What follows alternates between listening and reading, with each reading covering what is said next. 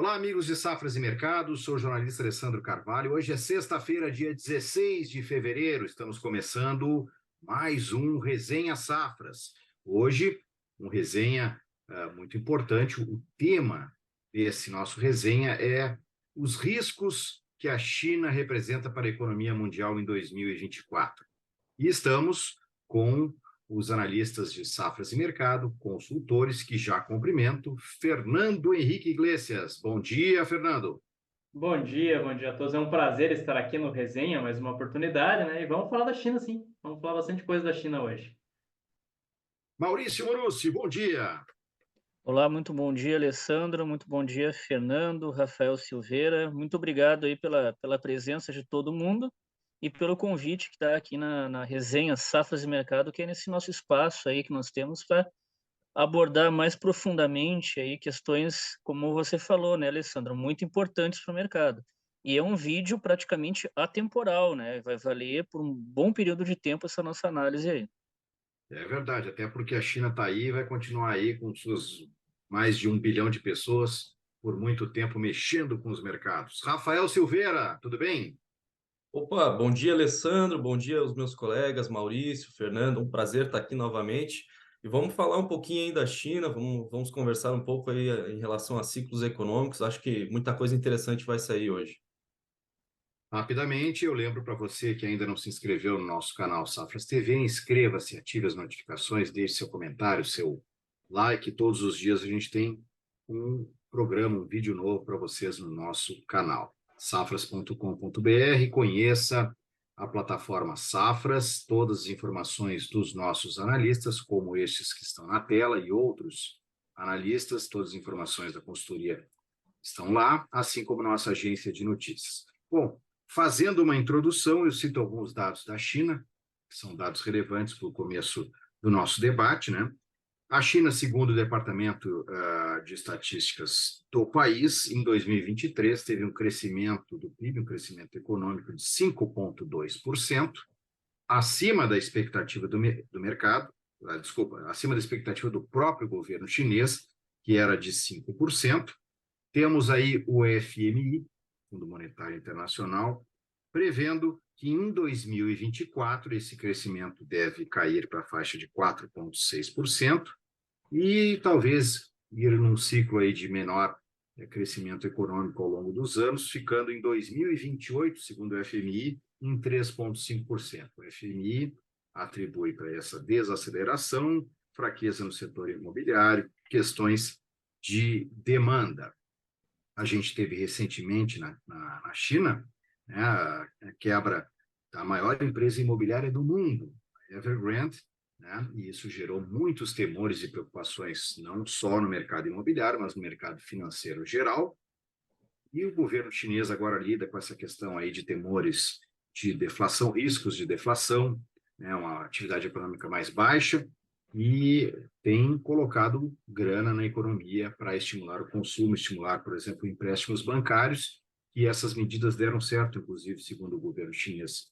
Em janeiro, com empréstimos bancários recordes, em janeiro, novos empréstimos chegando a 638,6 bilhões de dólares. Tudo que se fala na China é gigantesco, são números impressionantes, pessoal. Eu não sei quem quer começar a falar, primeiro no âmbito geral sobre essas questões da economia chinesa, sempre lembrando que os dados próprios que saem do governo chinês às vezes são meio nebulosos, as pessoas muitas vezes não dão tanta credibilidade, mas é uma questão que também está por trás de todo esse debate. Não sei quem gostaria de começar a falar sobre China no aspecto mais geral da economia. Bom, vou puxar a palavra aqui, vou começar, então, apresentando algumas informações também. No passado inteiro, as economias maduras começaram um ciclo de alta da taxa básica de juros. A intenção ali era combater a inflação, combater a expectativa inflacionária. A China foi uma exceção ao resto do mundo.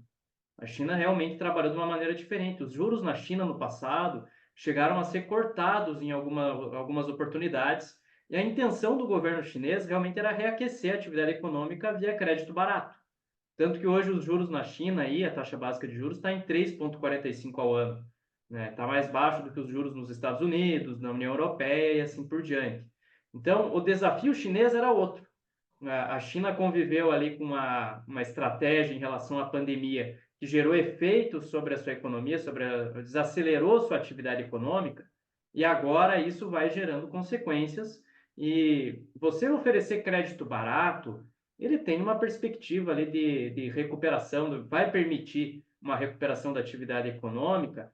Isso, na teoria, funciona muito bem, né? Teoricamente, funciona muito bem. Agora, na prática, o caminho é um pouco mais tortuoso do que isso, demora um pouco mais do que isso. Tanto que agora nós estamos vendo essas dificuldades ainda presentes no setor imobiliário. A construção civil também segue com indicadores muito ruins. Isso vai gerando. Esse é o desafio agora do governo chinês. O governo chinês, na década passada, fomentou muito sua demanda doméstica, trabalhou muito para melhorar a demanda interna chinesa, teve muita dificuldade. Foi sempre uma economia muito centrada nas exportações, e agora começou a trabalhar o consumo interno também nos últimos anos, começou a melhorar a sua demanda doméstica, e vai, claro, tem um potencial de consumo imenso diante do tamanho da população chinesa. E, enfim, nós nos acostumamos a ver a China crescendo 2 dígitos anualmente, né? Agora ver a China crescendo aí 5%, abaixo de 5%, realmente chama atenção. Realmente vai acabar afetando outras economias, até porque, vamos citar aqui o Brasil, por exemplo. A China é disparado o maior parceiro comercial brasileiro, é o maior importador aí de várias commodities agrícolas e não agrícolas, minério de ferro, soja, milho, carnes, algodão. Então, a economia chinesa aí bem também leva a economia brasileira junto com ela. Então, temos que prestar muita atenção no que vai acontecer aí no médio e longo prazo dentro da China, porque vai repercutir aqui na economia brasileira, sem dúvidas. Não sei quem quer falar, mas eu já digo, Maurício, é um gigante, né? É um gigante que está crescendo, mas está diminuindo esse ritmo de crescimento, mas continua um gigante. Muito bom dia, Alessandro. Pois é um gigante, sim, continua crescendo, sim, mas o mercado internacional, os agentes internacionais, eles questionam muito a qualidade do crescimento, não o crescimento em si, né? Que é um crescimento, em grande parte, fundamentado em liquidez que o governo da China, em estímulos fiscais, em estímulos ao mercado que o próprio governo da China coloca no país, né? Então, em tese, né, não é um crescimento sustentável e sólido no longo prazo.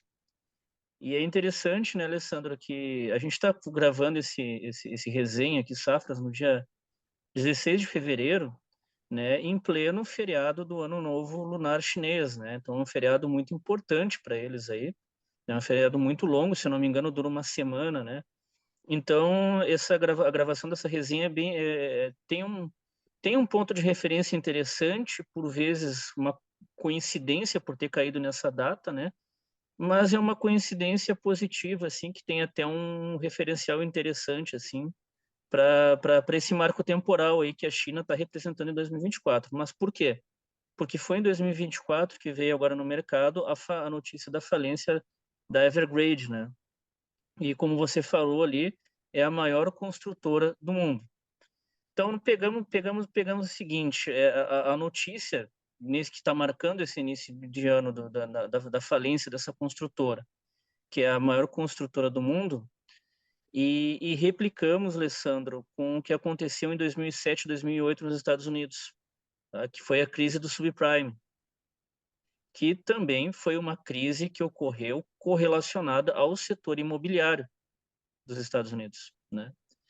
E a China, antes de eu chegar na China, né, uma das consequências da crise do subprime, além de colocar o próprio Estados Unidos numa crise, né, mas 3 anos depois, essa crise do subprime, ela foi o gatilho, né, para a crise fiscal na Europa, principalmente nos PIGs, né, que foi Portugal, Irlanda, Grécia, que teve aqueles vários protestos lá, né? Eles fizeram bastante reformas lá. Então, uma crise sucedeu a outra. E a China, com a falência da Evergrande, ela tem chances de ter uma grande crise que mistura as duas ao mesmo tempo. A crise do subprime, que está... Claro que não é exatamente o mesmo fator, né? mas a correlação com o mercado imobiliário é grande, né? E também uma crise fiscal, porque todo o crescimento da China, a gente está falando agora, você falou, né, Alessandro, você citou dados no início do vídeo, que em 2023 cresceu 5,2, acima da expectativa do governo, que era 5. Mas esse nível de 5% é um nível de novo normal, entre aspas, do crescimento chinês, né? E então, esse crescimento que nós temos agora, ele é um crescimento maquiado, digamos assim. E ele não foi só em 2023. Desde 2013, 14, né, a China vem nesse novo normal de crescimento, um crescimento bem mais desacelerado, que antes ela crescia 2 dígitos, né, 11%, 12%, 10%. Então eles estão com esse... E lembrando, né, Alessandra, que o novo normal, quando ele iniciou, era um novo normal de crescimento de 8%. A meta era 8%. Hoje a meta que eles perseguem é 5%, e 5% baseado em forte endividamento fiscal do país. Então, por isso que eu estou correlacionando, né? A crise do subprime, que estava relacionada ao setor imobiliário, com a crise fiscal da Europa, né? Que foi uma crise de endividamento fiscal, com os gastos fiscais elevados dos países lá, insustentáveis, e a China tem praticamente os dois, né? E o Alessandro, o Luiz Fernando, eu não lembro se estava na época ali trabalhando com commodities, né? Mas o Alessandro eu sei que estava. Então a gente Ah, via aí a bolsa. eu tô há muito tempo já, faz muito É, tempo. e aí a gente via a bolsa de Antes da valores internet. caindo Antes da antes da internet. internet. Olha aí, ó. É O sério. Alessandro é um patrimônio histórico do mercado, né, cara? Eu tô nessa desde 2009 também, viu? 15 anos. 94 É, começamos, em safras de é. mercado, com muito orgulho. E então eu também, com muito orgulho. Mas assim, o que eu queria dizer é o seguinte, que a gente via naquela época a bolsa de valores caindo 2 dígitos num dia, 15% num dia, né? Só não caía mais porque tinha circuit break, né? É. Então assim, o mercado ele questiona muito a qualidade e a sustentabilidade desse crescimento chinês. E aí, pessoal, assim, nós não temos nem parâmetro de referência para ver o que vai acontecer com as commodities. Queda de 2 dígitos tranquila. Petróleo, soja e minério, principalmente. E, claro, as softs também, café e açúcar. A China é o principal importador mundial de açúcar individual, né? País, não considerando o bloco. E vai ser realmente um evento épico, assim, se o governo perder o controle, porque essa crise que eu estou comentando aqui, hipotética, né? Ela só não aconteceu porque o governo está no controle firme. O governo não está deixando, o governo da China, acontecer essa crise. Ela está socorrendo a Evergrande por debaixo dos panos, deixou quebrar, deixou, mas os credores lá estão sendo pagos, né? Os importantes, né? Os importantes. Ela está recorrendo várias outras construtoras, porque não é só a Evergrande que tem problemas estruturais graves, né? A Evergrande é a maior, mas não é a única. Bom, Rafael, depois desse cenário aí que o Maurício apresentou, me deixou com bastante medo, e eu estou pensando se eu não devo correr já para as montanhas com alguns galões de água. Rafael, me diz o que tu pensa disso tudo. Fala alguma Inclusive, coisa mais positiva para nós, Rafael. Vamos lá. infelizmente, né?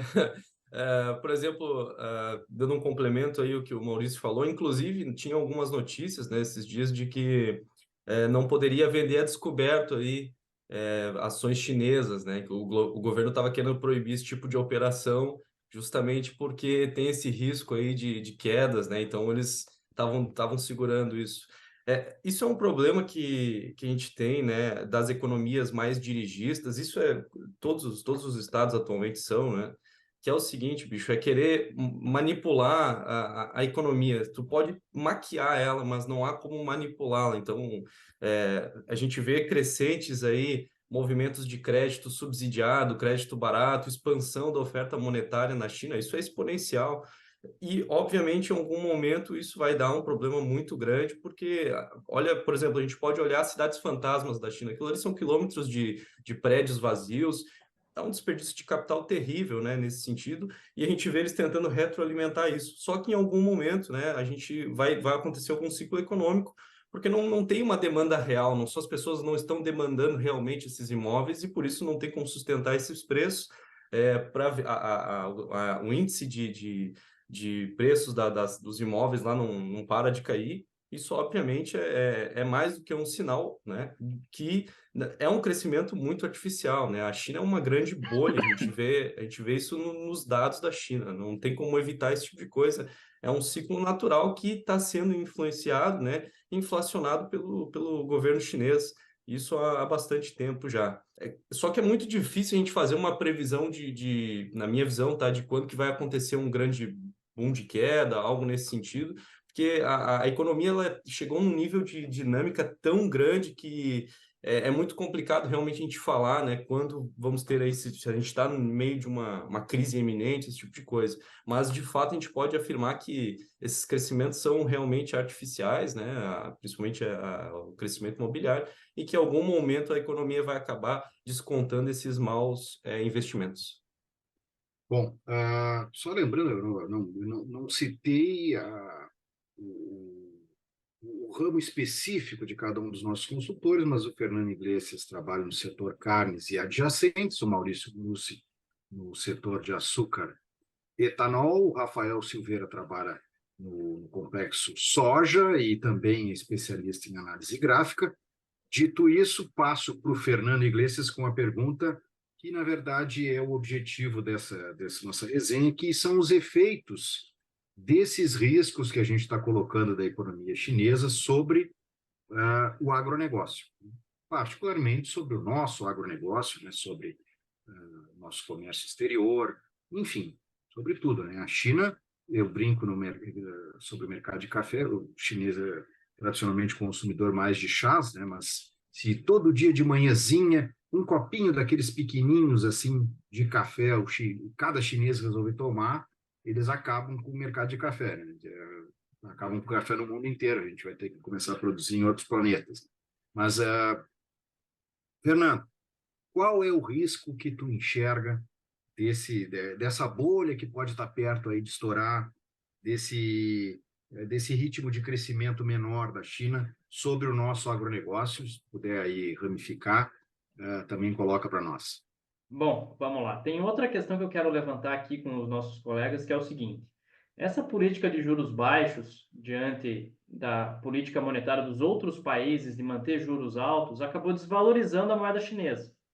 Hoje o yuan está trabalhando aí entre 7 a 7,20 yuans por dólar.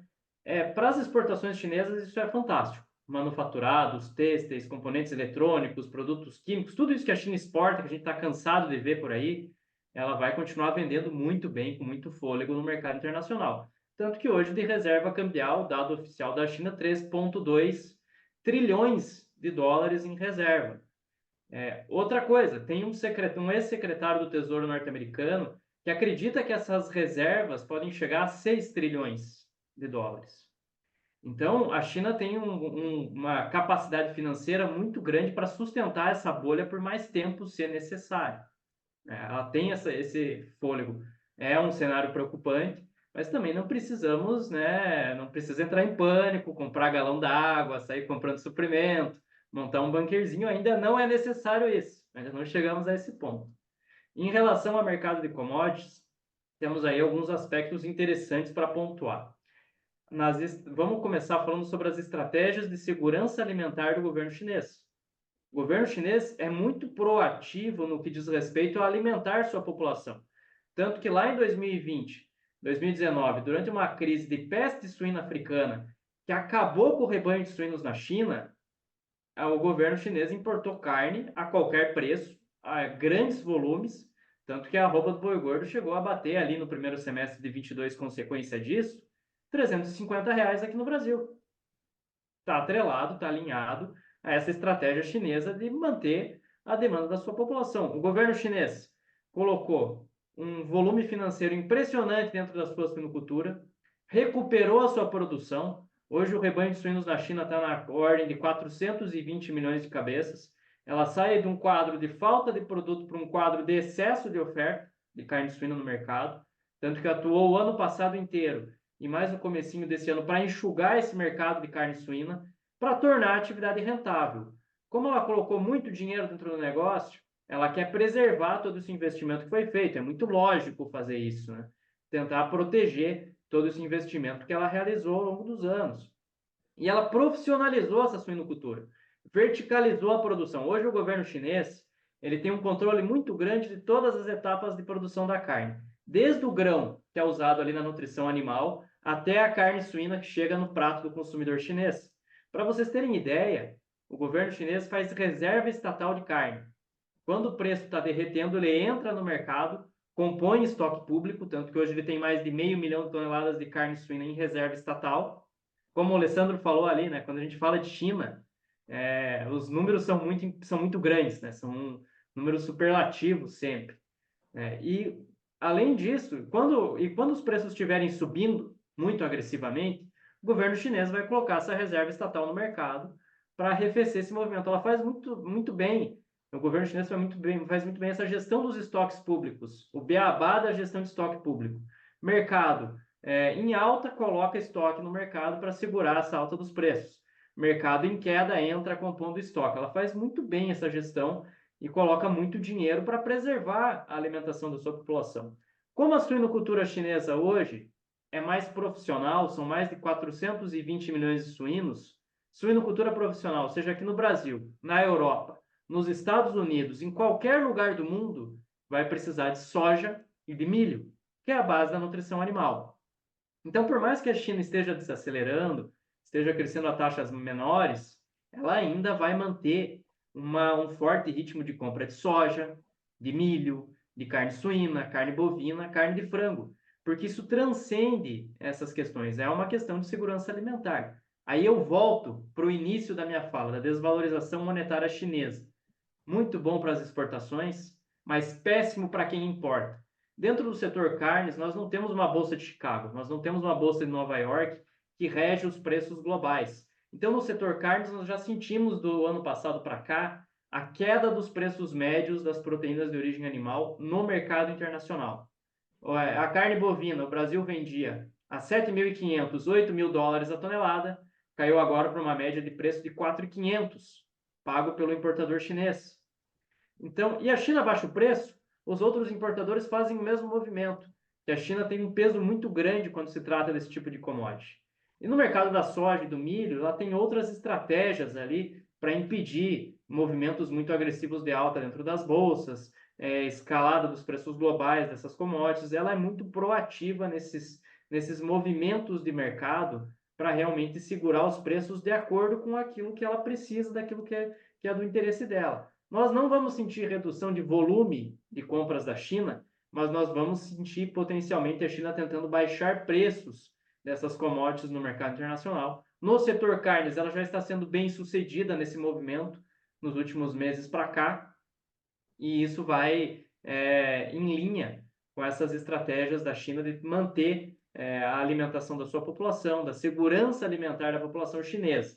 Agora, em relação às hard commodities, ferro, petróleo, etc., aí o cenário já é bem diferente. Aí sim, com o setor imobiliário em crise, construção civil, com indicadores bem mais tímidos, mais discretos, deve realmente comprar menos minério de ferro, por exemplo, nos próximos meses e próximos anos. Então, para soft commodities, podemos ver aí uma China ainda comprando grandes volumes, sempre vai comprar grandes volumes, mas não tentando baixar preço realmente. Acho que é esse que vai ser o primeiro grande sintoma dessa situação econômica na China, essa tentativa de reduzir os preços das commodities. Bom, Maurício, a gente viu aí que o Fernando trouxe um certo alívio até para esse apresentador aqui em relação ao agronegócio, pelo menos. Eu te pergunto, para o nosso agronegócio, esses riscos todos aí que estão colocados na mesa, né, e para o teu setor, nosso setor aí de açúcar e etanol, que tu imagina que esses riscos podem trazer? E aí tu divide como tu quiser, médio prazo, longo prazo, como tu imaginar. Não, todo o cenário que eu coloquei antes, que parecia até caótico, né? Ele vai ser caótico se acontecer, né? E, de fato, a China apresenta aqueles problemas ali que eu enumerei, né? Claro que eu comentei também ali que a gente não sabe se essa bolha, esses problemas vão acontecer amanhã, semana que vem, ou a China vai carregar isso por mais 10 anos, tá? Se ela carregar por mais 10 anos, 15 anos, tudo bem, a gente não tem risco nenhum, né? Mas os pontos têm que estar levantados, né? Eu concordo bastante com o que o Fernando Iglesias falou. A China é um grande player internacional, ela tem capacidade de demanda. Culturalmente, né, ela é um país, é um governo que estima muito a segurança alimentar e não é à toa. Mas também, como eu disse nessa fala aqui, se a China tiver a capacidade de sustentar essa situação por mais 50 anos, eles vão se sustentar e não vai ter crise nenhuma. Rafael, tu acha assim que qual é o cenário que tu vê de demanda da China no complexo soja nesse momento? Assim, tu acha que isso pode? E a gente está vendo aí a soja com preços, movimentos negativos, né? E preocupa, é claro, o produtor de soja no Brasil. Como é que tu está vendo mais esse item aí que pode prejudicar o mercado? Olha, como o preço está caindo muito, se for vantajoso, a China pode querer comprar até mais, tá? Então, porque tem toda aquela questão de segurança alimentar que foi muito tocado aqui no nosso vídeo. Eu não vejo aí questão de retração de demanda do complexo soja, né, de soja pela China. Então, acho que o Brasil pode ficar mais tranquilo em relação a isso. A gente vai continuar exportando bastante soja grão para lá. Não vejo alguma coisa de realmente problemática nisso, porque a soja é uma commodity bem primordial, né? Então, não é algo que eles não é algo, por exemplo, como minério de ferro, né? É uma questão que está envolvida ali com todo a proteção alimentar que eles têm que ter, que eles vão buscar essa proteção. Então, acho que se cai o preço mais, é capaz deles até aumentar seus estoques, buscar esse tipo de coisa. Não vejo problemas de demanda de soja para a China nesse momento. Maravilha, vamos às considerações finais. O nosso vídeo já está bem longo, mas o assunto é muito importante e inesgotável, né? China o assunto é do tamanho da China. Vamos lá. Fernando, tuas considerações finais sobre o nosso tema e sobre esses riscos. A gente está preocupado. Bom, vamos lá. O Brasil, ele tem uma dependência enorme quando se trata de China. Mas eu quero também retratar para quem está nos acompanhando aqui na Safras TV, que a China também depende das commodities brasileiras. Por exemplo, hoje o Brasil é a melhor alternativa para a China em termos de fornecimento de carne bovina, carne de frango, carne suína, a própria soja. Hoje a China, ela direciona suas compras aqui para o mercado brasileiro. Essa relação comercial ela vai se estreitando com o passar desse último ano e meio. Vai avançando, essa relação comercial Brasil-China vai avançando, o Brasil vai vendendo cada vez mais produto com destino ao mercado chinês. Tá? Então, essa questão da economia chinesa, ela vai gerar grandes efeitos sobre a economia brasileira. Enquanto o Xi Jinping for o governante na China, muito provavelmente nós não veremos o estouro dessa bolha. Tá? Ele está segurando na rédea curta ali essa situação econômica, está fazendo injeção financeira, está fazendo os movimentos ali mesmo que artificiais para manter a atividade econômica chinesa crescendo a níveis interessantes, resgatando empresas quando necessário, etc. Está atuando ali para realmente segurar essas pontas aí e impedir que problemas mais graves a níveis sistêmicos aconteçam. Tá lógico? Tem um prazo de validade todo esse tipo de estratégia, todo esse tipo de atuação, como os colegas comentaram aqui, mas de qualquer forma, eu não acredito numa China com graves dificuldades, né, do ponto de vista econômico, quebrando uma crise gravíssima, pelo menos não no decorrer dos próximos 5 anos. Mais adiante, talvez, a depender de como o mercado evolua, nós podemos sentir uma mudança desse perfil. Mas pelo menos agora, no curto e no médio prazo, não devemos ver aí a China contando com uma crise tão grave, um problema tão sério assim. Opa, que boa visão, Fernando, me tranquilizou. Maurício, considerações finais? Legal, bacana. A minha consideração final é o seguinte: eu concordo profundamente tanto com o Fernando Iglesias quanto com o Rafael Silveira. Tá?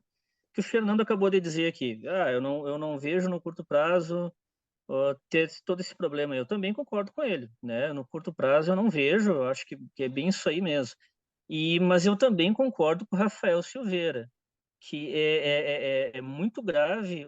O governo não vai conseguir maquiar por tanto tempo assim esses problemas macroeconômicos que a gente comentou agora aqui, né?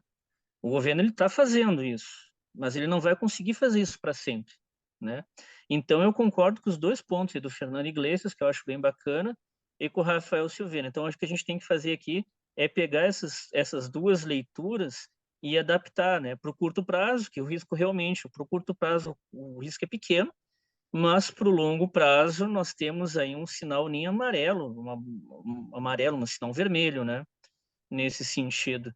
E eu só queria complementar também que a China, ela é uma grande importadora de commodities, né, de baixo valor agregado, e ela é uma grande exportadora de bens industrializados com médio ou alto valor agregado, né? Então, ela tenta manter esse fluxo, importar produto barato e exportar produto mais elevado. Mas, se houvesse um cenário hipotético em que ela não poderia mais importar produtos commodities, né?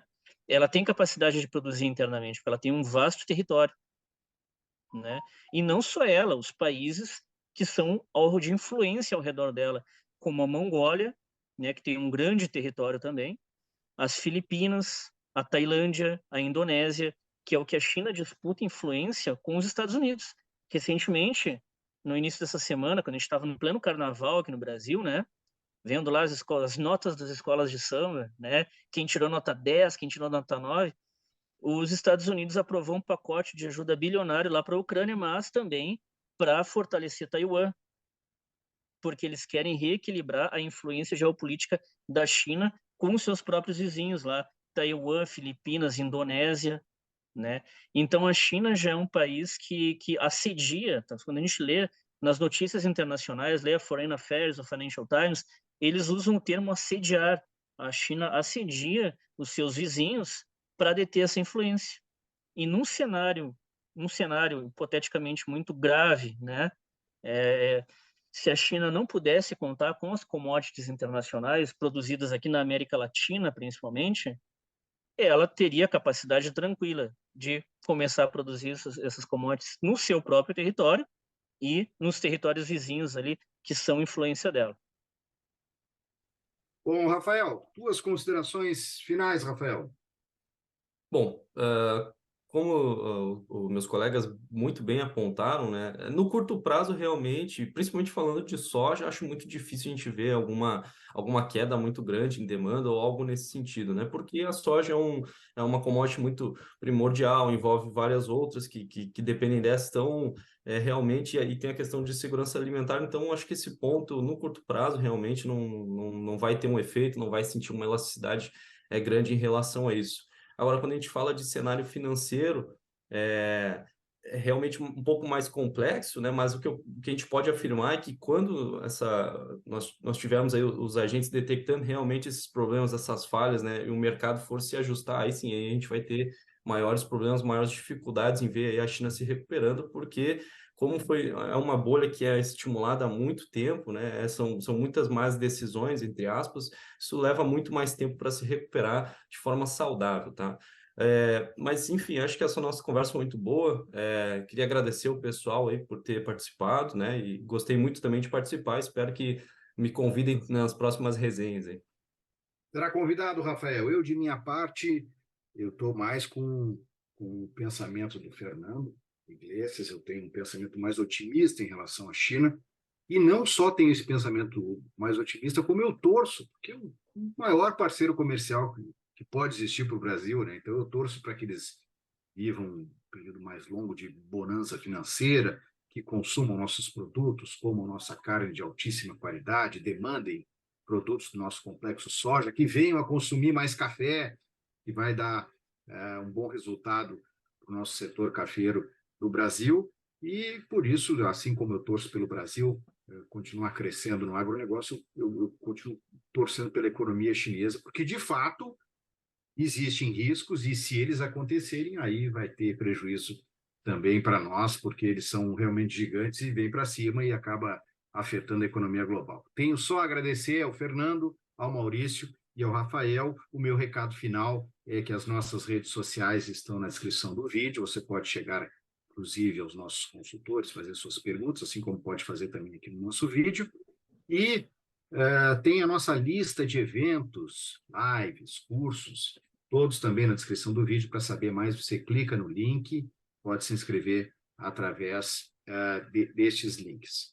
Pessoal, um grande abraço, Fernando, Maurício e Rafael. E um bom final de semana para vocês e um bom final de semana a todos. Grande Um abraço. abraço, até mais. Até mais, pessoal. Muito obrigado.